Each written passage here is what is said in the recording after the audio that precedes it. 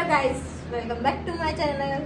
तर आम्ही आज चाललेलो आहे गावी, कारण आमच्या गावी आहे यात्रा आमच्या देवाची. बघा बॅग पॅक केलेलं आहे. आमची साक्षी, हे आमचं छोटंसं घर, आम्ही गरीब माणसं.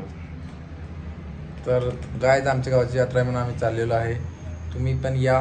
आमच्या हनुमान जयंतीला एप्रिल महिन्यात यात्रा असते, त्याच्यामुळे आम्ही गावी जातोय. तर मला वाटलं असेल की काल का दाढीबिडी केला नसेल, बीचवर चांगल्या पुरी बघतात म्हणून दाढीबिडी काय केलेलं नाही. आता गावी जायचंय म्हणून केलेलं आहे. जरा वाटायला पाहिजे हे काय म्हातारा माणूस आहे असं म्हणून केलं नाही. आता यात्रेला गावाकडे जायचं आहे प्रोफेशनल राहायसाठी. तर चला जाऊया.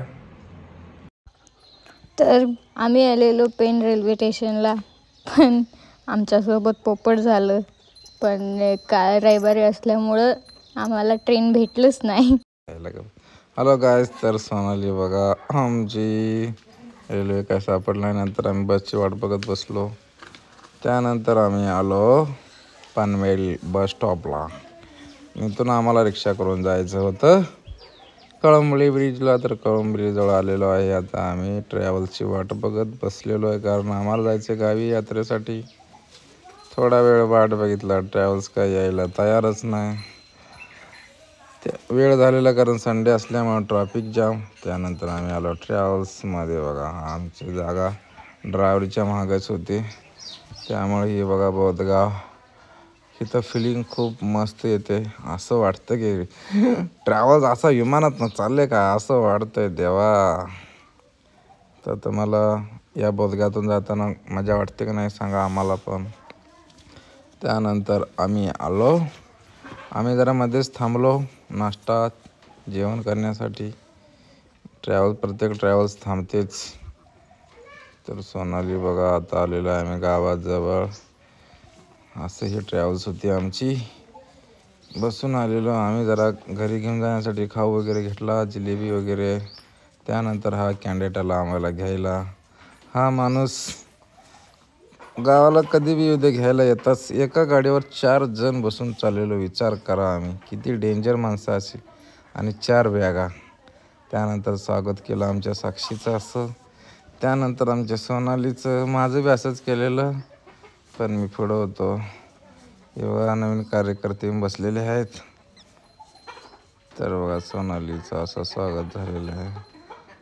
नजर ना लग जाए म्हणून. हे आमचा चिम्मी बघू शकते की लाजून लाजून चाललाय आम्हाला बघून. लाज आलाय. तर हे आमचं घर, हे किचन आहे इकडं. कारण घर आहे इकडं, किचन पण आहे, पण आम्ही तिथं घर काळं होते म्हणून करत नाहीत. गावाकडची नवीन पद्धत असते, घर काळं होते म्हणून करत नाहीत. तर हे असं आमचं घर आहे. तर तुम्हाला कसं वाटलं? आंबा वगैरे नाही आहेत, कारण गेल्या वेळेस पालखी आली तिथं असं तोडून खाल्लेले आहेत.